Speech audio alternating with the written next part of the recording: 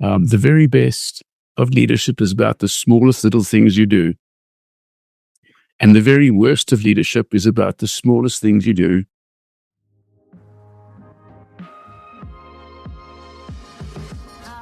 Welcome to the Leadership Initiative, where we explore the art and science of leadership through thought-provoking conversations with experts, thought leaders, and change makers. Whether you're a seasoned leader or just starting out on your leadership journey, this podcast is designed to provide you with the tools and inspiration you need to lead with purpose and make a meaningful difference. In today's episode, Ben Tepper sits down with Julian Barling, Board and Chair of Leadership at Queen's University's Smith School of Business. The two discuss why leadership training is most effective before people step into leadership roles, the need to address leaders' mental health, and how small everyday actions can lead to the most effective leadership. Without further ado, let's dive in. I grew up in apartheid South Africa. And in the 50s and the 60s, when I was a child and an adolescent, what we had in front of us was an amazing demonstration implicitly of the best and the worst of leadership. And ironically, we were not allowed to see the best of leadership. Mandela was in jail. He was banned. We were not allowed to read his works. Nothing like this. All the meaningful apartheid leaders, their works were banned. We could not even see a picture of them in a newspaper. But on the other hand, we could certainly see the worst of leadership. And of course, being a kid and not being allowed to learn about it just makes you more curious. So I grew up with an absolute passion for leadership, for political leadership, as a teenager, I was reading Teddy White's books on the making of the president. I was like saturated with leadership. And when I got into organizational psychology, leadership remained my passion, but I did not research it. It was only in the mid-90s, if I can tell you a quick story, so how I actually got into researching and teaching leadership. Well, primarily teaching at the exec development level. I was teaching an MBA class, and a guy came to me after the class and said to me, "Will you come and do this in my organization?" And I said to him, "No." And he said, "Why not?" And I said, "Well, I see my role as doing the basic research and teaching this." And he said to me, and I'll never forget the words, "That's the trouble with you professors." And I said to him, "What?" And he said, "You're never willing to put your money where your mouth is." So we had a discussion, we had an agreement, and he was in a position to be able to offer me a research summit. He was the director of a large region of one of the big banks. So he enabled me to get a research site in which we could randomize bank branches either to a transformational leadership training condition or a waitlist control condition. And the deal was that he chose the outcomes. I did the training. And if it worked, I had to get engaged in executive leadership development. And let's just say he won. And the outcome of that was the 1996 Journal of Applied Psych paper on transformational leadership training. And since that time, we're still in contact. He's retired. He changed my career. He changed my focus. And I think that ever since then, it was 94, 95, I just feel that what I've managed to do has become so much more meaningful. And pretty much most of your research since then is leadership stuff, right? Yeah. Of one sort or another. So it might be at the development of leadership, it might be leadership and safety, but it is definitely leadership. And I still teach grad classes and so forth, but on the side, it is how can we use leadership for the good of many people? It's the sort of theme of my recent book, Brave New Workplace. And in the book, by the way. Thank you. And it all started with Tom Weber saying to me, "That's the trouble with you professors." Yeah. Wow. So at some point, it seems I know that students started gravitate your direction, right? Who were interested in leadership. That's clear. There were other faculty also. Did they come to Queens, or did you just connect with them in other institutions in Canada? I just feel like these names are going through my head, and were they already with leadership already? How did you kind of connect? So I have to be careful about this word. So I've always argued that if any school, our school, wants to be known for anything, you have to choose that at the dean level, you have to make a choice of what we're going to focus on. You're not going to be known for everything. Nobody is. And I said, it doesn't have to be leadership in our school, but it's got to be something. But I've been fortunate in lots of my grad students have gone out to universities in Canada and beyond and studied leadership in one form or another. So it's rather being, instead of like an ingathering, it's been the people who've gone out from here. Isn't that interesting? Okay. It's funny. It occurs to me what I need to do next is actually to interview some of those folks. I need to talk to Sandy and et al. Right? Just understand their journeys too. All right. Make a note of that. Okay. Well, in a way, I think you've already answered this one, but I'll ask it anyway. What is the best piece of advice that you received along the way? Can I tell you the worst piece of advice that had a very positive effect on me? So I was in the psychology department from 1984 to 1994. And by midway through there, it was pretty noticeable. Most of my teaching was in the business school. So discussion started about me moving to business rather than psychology. And then in 1994, it's formalized. And the worst advice I ever got, which had a great positive effect on me, was I got called over to the administrators, whatever. And the advice I received was, we think you can have an impact, but the best advice we can give you was you're just not going to be able to talk about research in your classes. Nobody here is interested in research. Right? Yeah. And I was kind of stunned, as you can imagine. I mean, I'd been talking about research till then. What I realized was people love research. You just have to learn to talk about it differently. No, they're not, people are not that thrilled about relative weights analyses, but they definitely want to know which was the most effective treatment. Right? And when people come on exec development, no, they're not coming to a research seminar, but they definitely want to know it's not just based on somebody's imaginations. So what I learned was that people will accept, are willing to hear, are curious about research, but you just have to talk about it differently. You have to tell stories.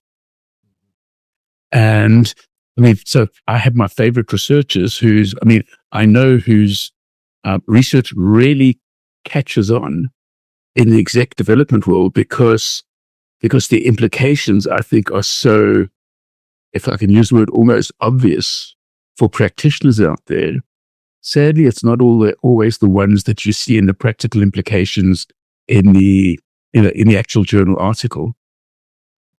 But I think people love to hear about research, but just not in the same way that we would do in a traditional grad class or research class.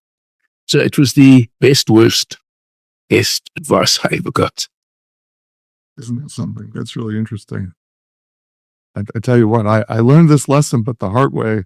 The very first time I ever taught, it was an MBA class. I was the youngest person in the room, and I was just parroting what my own advisor had told me. Oh, you're a researcher. You're not there to teach. You're just there to research. And I was so naive. I'm like, that's so. But I said that in my MBA class. Oh, I'm a scientist and I'm a researcher. And boy, did they lambaste me. Who is this guy? And over time, I think I came to the same conclusion you did. They actually want to hear about theory and research, but I don't use those words. Fox, absolutely. You never need to use the word theory and talk about theory all day long, right? Yeah, totally. just don't, they were right when they just don't use the word theory. Don't tell them about a between subjects design or within stuff. But they definitely want to hear about it. Yeah. Okay. In your opinion, what is the most pressing leadership challenge today? Something that organizations have to deal with. So from the organization perspective, I think the most pressing need, challenge, whatever we want to call this, is we need to treat leadership development in the same way that we would, well, let me just go back. So when I ask people in the classes that I teach of executives, how many of you received leadership development, leadership training before you ever got put in your first significant leadership position? I'm going to guess it's between 5 to 10%. We would never do that in any other important area in the school. We wouldn't do it with our chief financial officer. We wouldn't do it with a surgeon. They would always get training beforehand, but somehow with leadership, it's different. And I think if we're going to make the biggest change to the quality of leadership in organizations, it's to recognize that we have to change that entire way of thinking.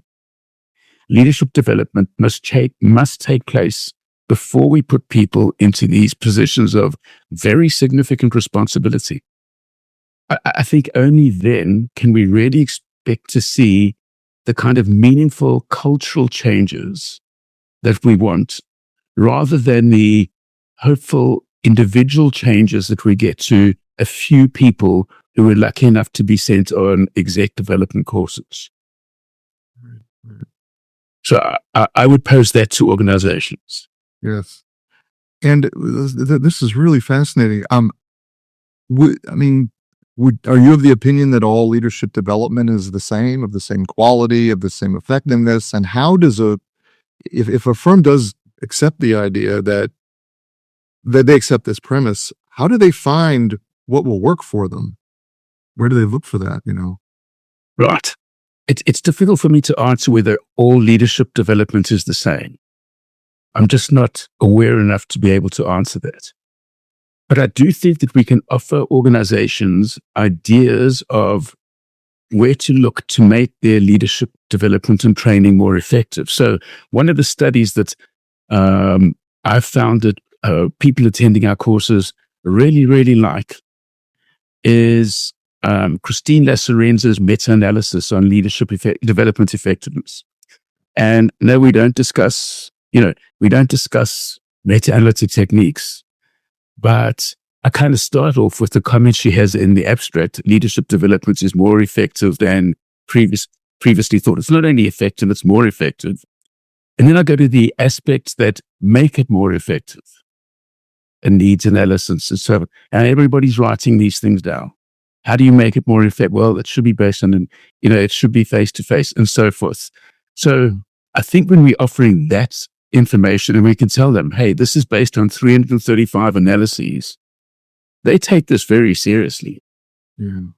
So I do think the information is out there for us to be able to give organizations really, based on 335 samples, to give organizations incredibly solid advice. And if you're going to do this, and we encourage you to do this, here's how you can make it more effective. I get into the motivation to lead literature, right, without mentioning it, and I compare it to people who are sentenced to treatment for criminal acts, family violence or whatever. What's the likelihood that someone who doesn't want to be there is going to benefit from being there? Well, not a whole lot, right? So, it's all evidence-based. Yeah. And people definitely take note, and hopefully they take that back to their organization. Yeah.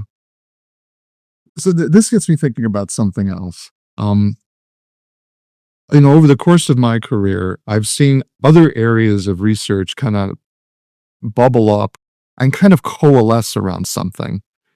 Like, to me, the one that I really marvel at is negotiations, where, look, when I graduated in 1990, right, negotiations wasn't it's nothing like what it is now. People doing research on it. You would see a paper in JP, OBHTP, and that kind of thing. But somehow it just seems like the field just kind of gravitated or coalesced around a way of thinking about it and a way of both researching it and teaching it. And do you know what I'm saying? It's like, if you teach negotiations now, you teach it a certain way and you teach certain concepts. And there's other areas that are like that as well. And leadership clearly isn't. And I've always thought that if there was some way that we could coalesce around something, it would make getting the message out easier. But I no longer, I don't, do you see it the same way? And if so, do you feel like there's ever going to be an opportunity for this to happen? For there to be a way of thinking about it that where we're all speaking a similar language and we all think the same things are important. And then it becomes just, a way of talking about it that's consistent. Yes. So I've thought about it almost from the opposite direction of, so if I haven't thought about negotiations. Oh, okay. Right. I do think about it in terms of leadership. And so it's the opposite, but it's the same what you're saying, so to speak. What surprises me about leadership is the number of different leadership theories we have to explain the same behaviors. Right.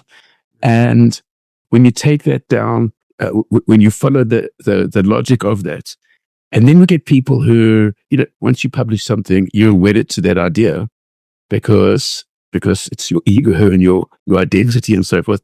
Then we get people who are very, very wedded to specific theories. Yeah. All trying to explain the same essential behaviors. And I wonder to what extent there really are differences between these theories.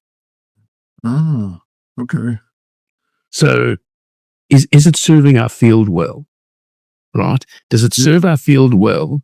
And by field, both in terms of research, but also, so here's how I see it. This is my identity. My identity is taking good research and using the results to try and help people in the field become better leaders and develop better leaders and role model better leadership and so forth. Does having all these different theories really help us help people who need this? Maybe with negotiations, what happened was people coalesced around call it an intellectual model, which then makes it really I don't want to say a simple step, but a logical step, just to have one way of teaching, right?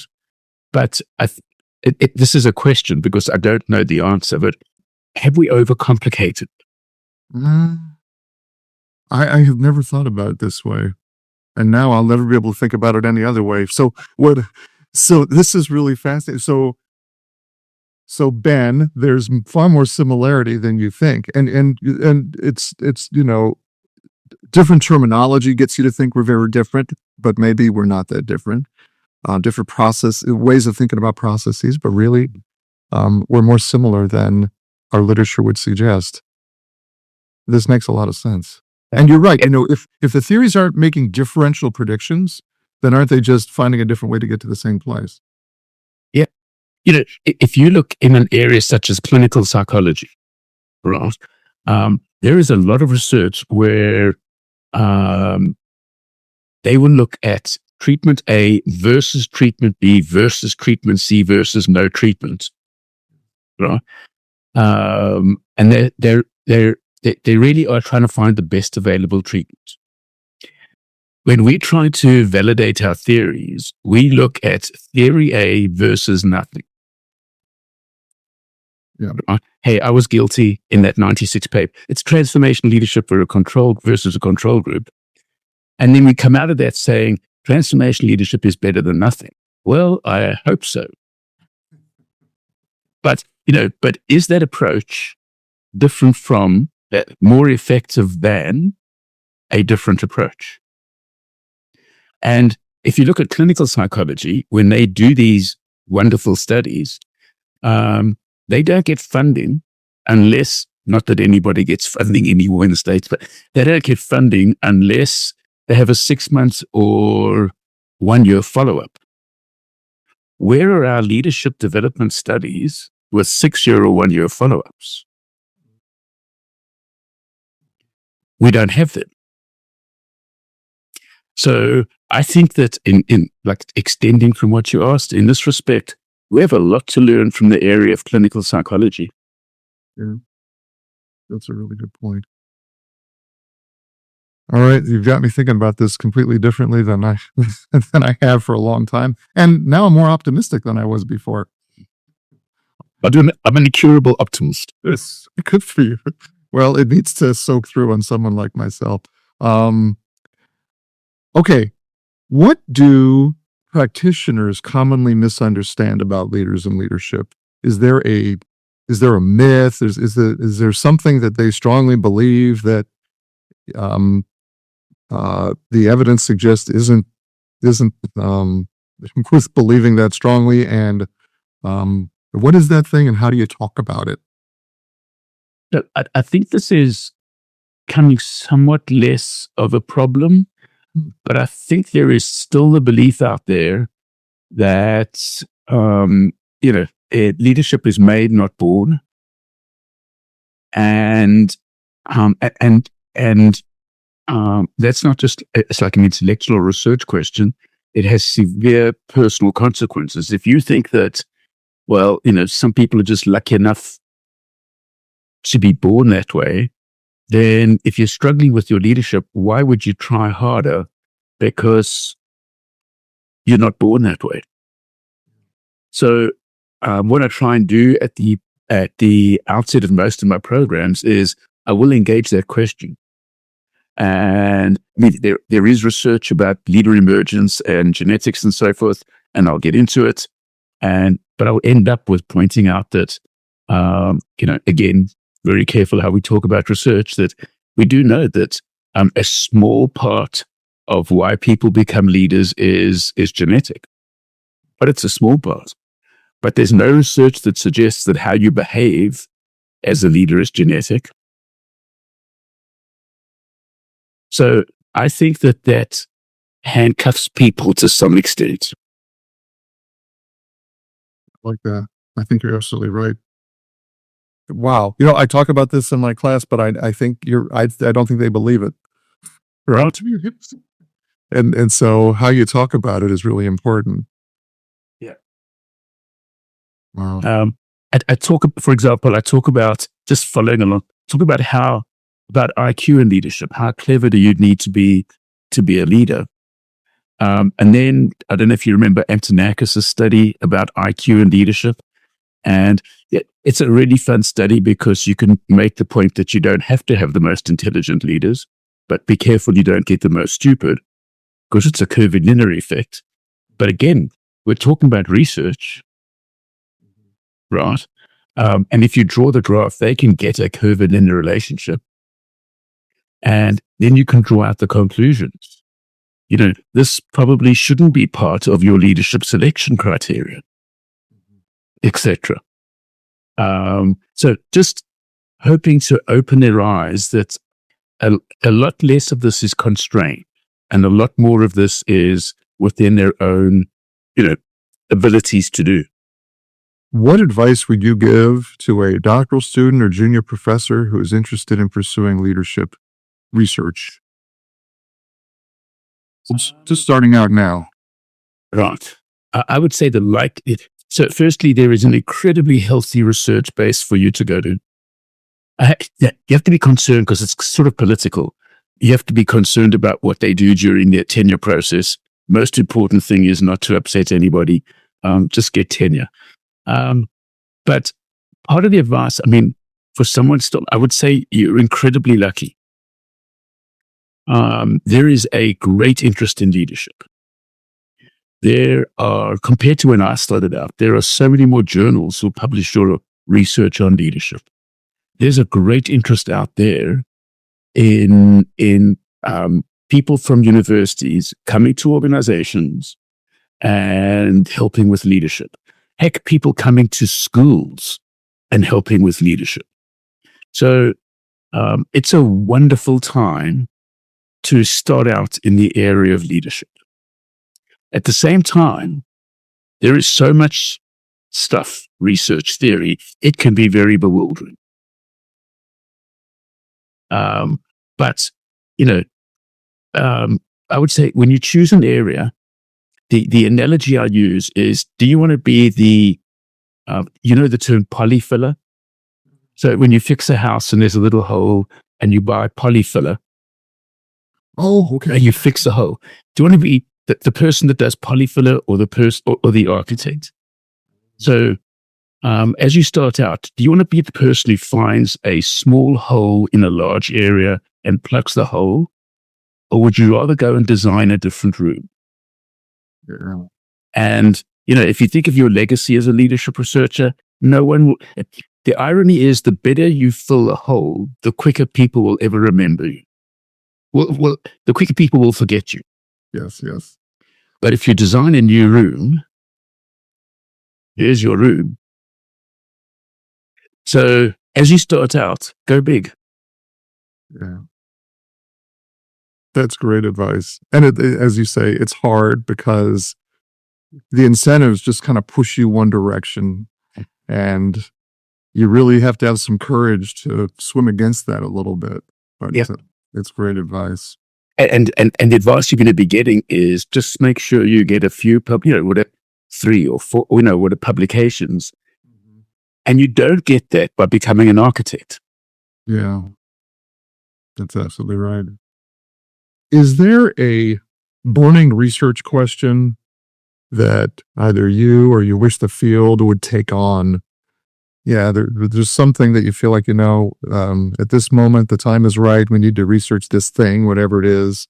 Or maybe it's something that over the years, it's just been there and someone needs to do this and it's not been done. Is there something that strikes you, a burning research question that just hasn't been asked or addressed? So there's definitely a burning question. I mean, people are starting to ask it, but I wish there was so much more, and there's space for so much more. And it was a question before COVID. It's a much bigger question after COVID. And the question is leaders' mental health. We're doing a much better job in organizations in terms of our research, in terms of employees' mental health. But who's looking after their employees? And somehow leaders got forgotten in the equation. And I think we need to emphasize leaders' mental health because they deserve it, because they're people too. But I think also because we're getting enough evidence now that leaders' mental health has an effect on the quality of their leadership behaviors. So if we really want to ensure that organizations get the best leaders possible, it's not just trying to select the most resilient people, or whatever. We have to put our efforts into helping them with their mental health. That's great. And, as I'm thinking about it, it speaks to a related question. Why do people take on leadership roles to begin with? A lot of people just don't do it, and they see other people doing it, and they're working crazy hours, and they're getting critiqued all the time, and it just looks like it isn't worth the trouble, right? And so I don't know what the numbers are, but there's got to be a huge swath of capable individuals who just say, no, I'm going to put my energy and attention elsewhere. Right. And that means the field is, the practice is missing a lot of people who could do a good job, but they're just not there. Right. When I ask, and this is obviously completely subjective and non-random, why did you become leaders? An all too frequent answer, and people kind of get embarrassed admitting that, is for the salary bump. Yeah. Because that's something that fascinates me. I think for a long time I worked from the assumption that there's plenty of people who want to do it, and I guess it's because there is a small number of folks who are very vocal. There's people who apply for every dean job, right? And I guess they just grab your attention, right? They're very present and they speak a lot and loudly. And so you just assume there's lots of them around, but that's not the case. There's a whole bunch of folks who will, do not throw their hat in the ring. When asked, they'll say no, Right. There's a wonderful study in Leadership Quarterly. I forget the authors right now, but if you wanted to pursue this, I could find it. They have this, it's about gender and leadership. And how do we get more female women applying for leadership positions and into leadership positions? And essentially their argument is we have an opt-in situation. So women have to opt in. And we know that many of them will be reluctant for a host of really good reasons. So in their experiments, they basically move to an opt-out. In other words, when there's a leadership position, everybody will be considered. And if you don't want it, you have to opt out. And you get pretty significant and virtually immediate changes. Isn't that interesting? Yeah, there are organizations that have started doing that, or there are places where that's rolled. So when I ask around, I'm not hearing of organizations that are doing it. That's something. When we're looking for department chairs, we talk about this kind of thing. Well, it's your turn, but any inclination to try to institute something systematic where basically everybody has to do their part, it falls apart very quickly. It only takes one person to say, I absolutely refuse, I will not do this. And the model kind of loses its power, right? Right. As long as, hopefully it's the right person saying they won't do it.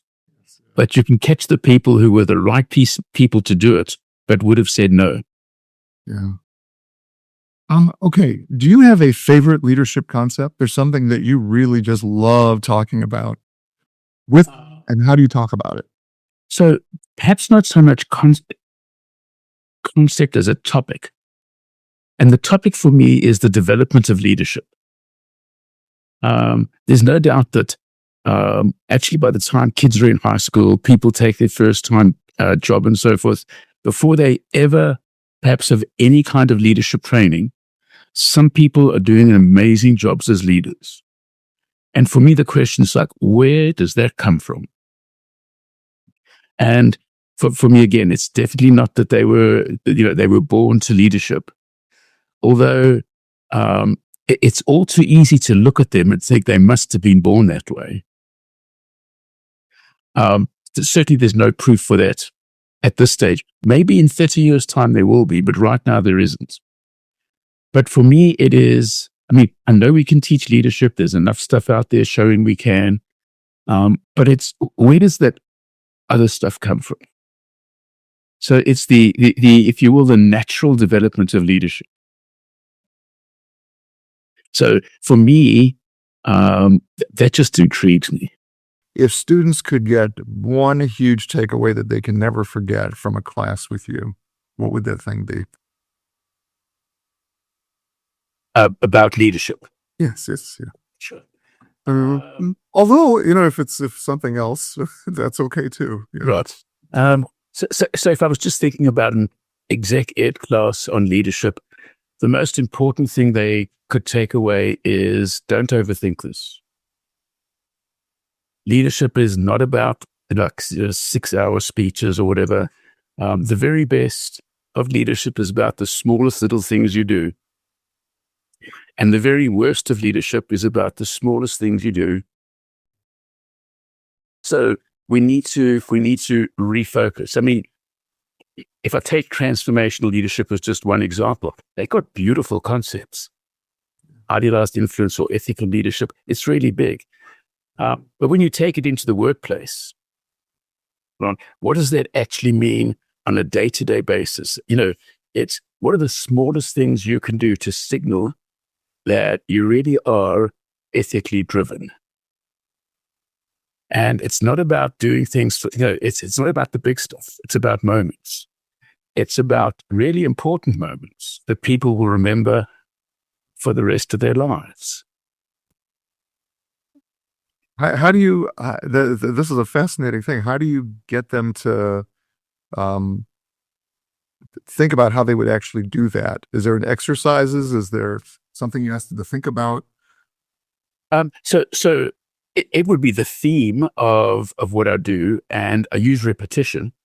So I keep asking, talk about, call it a big concept, and then I'll ask the question, what are the smallest things you can do? Interesting. Translate this into you next week when you go back home. Right? We talk about something as beautiful, and I mean as beautiful, as gratitude. Yeah. What does that actually mean on Tuesday morning? Right? Think back to when you were them. What did you want from your leader? Wow, that's interesting. I didn't want to be ignored when she walked past me, or whatever. Gosh, isn't it something? Do you know when I might have been a first or second year professor, I remember coming in to my building on a Saturday. There was never anybody there. And as I was walking in, I realized the door was locked. And I would have to go around to the other side where they always unlock the door. And just at that moment, the dean walked out. And he said, "Let me get that for you, professor." Do you know, I remember that to this day. Yeah. I always liked that guy a lot. He, of course, as a dean, he took bows and arrows like you can't believe. But I always remembered that moment. Isn't that something? Yep. Let me get that for you, professor.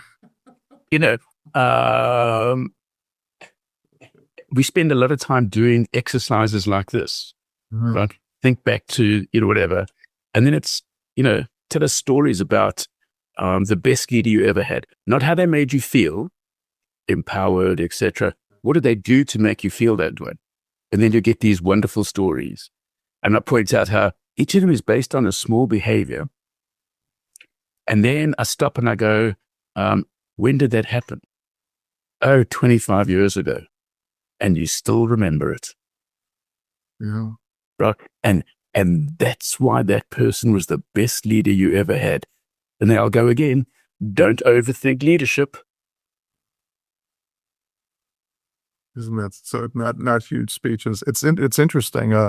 Antonakis has this those papers about teaching charisma, Right. and I've used those, and I have the students write speeches. I tell them, it should just be a few lines. It's not.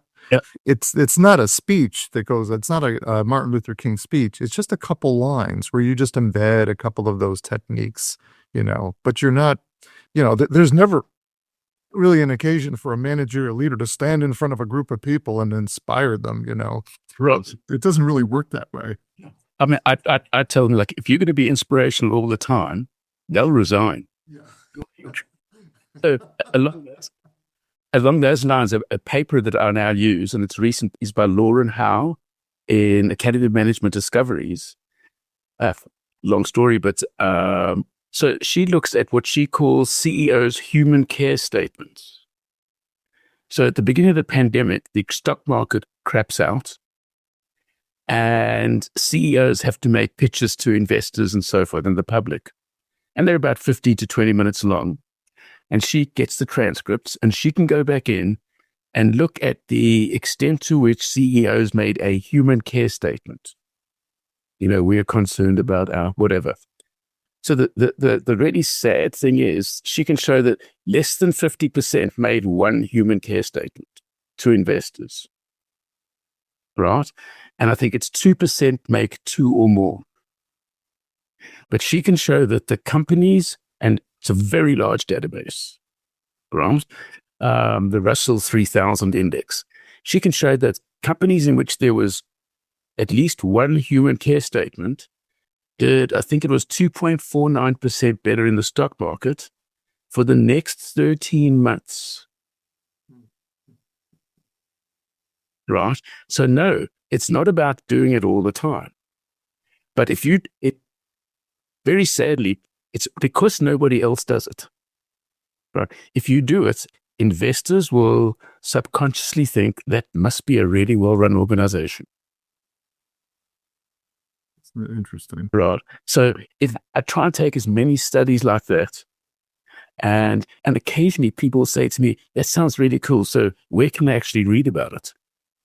So what I now do on all my slides is I put the QR codes and I tell them that I've changed my assumption. My assumption is not that you don't want to read this. I'm going to assume you do want to read this. So you have access to the QR codes. And of course, I can see the number of people who are taking pictures. And that study, for example, which will be difficult for a non-academic to, lots of people take, that QR code. Yeah, isn't that something? I sure probably do that more than I do. Every once in a while, I'll talk about something and it'll surprise me. I'll see the students just start scribbling and like, Yep. well, you really care about that. A couple of weeks ago, I was talking about, I don't even know how I got on it. Realistic job previews. I was talking about that and how what the benefits and the costs of using realistic job. And all of a sudden, all these heads go down. I'm like, really? That's what I said. Really?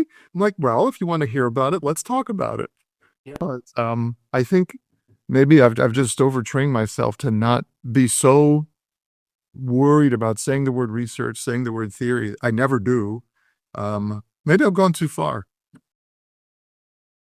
I think I went too far in assuming they wouldn't want to read about it. Yeah. But then you put it up, the QR code, and they're all taking pictures. Not all, but a lot of people are taking pictures. Sure. And different studies, different people, and so forth. Yeah. That's a great idea. Well, Julian, I really appreciate this. Thanks again for listening. This podcast is presented by the Max M. Fisher College of Business at The Ohio State University. For more episodes, find us on Apple, Google, or podcast.osu.edu/leadership initiative. See you next time.